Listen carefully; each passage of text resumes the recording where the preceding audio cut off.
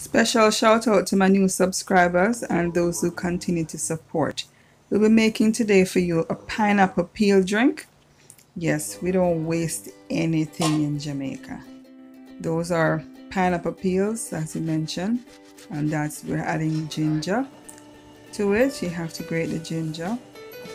Now, I didn't have any fresh pineapple skin, neither did I have any fresh ginger. So what I'm using there are old skin and some frozen ginger. So you grated the ginger.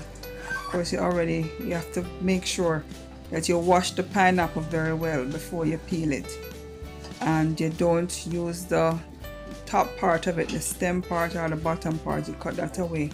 So you're just going to be using the peels from the sides and the little pieces that you from the little round holes that you have in the pineapple. So now you're going to go ahead, bring to boil about 2 cups of water. Then it depends on the amount of pineapple skin that you're using, and you just let it boil. Normally we'd make it steep back home, but these days with all them cobwebs and all kinds of insects and things that sprayed on the pineapple, it's best that you boil it for a minute or 2. First start off on high, and there we have it. We left it out on the counter for about a day or so, and you're gonna let that ferment a little. Some allow it to ferment, but always put a good bit of ginger in it. And then you're gonna strain it there.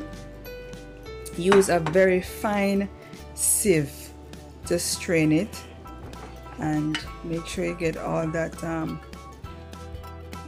ginger pulp out of it.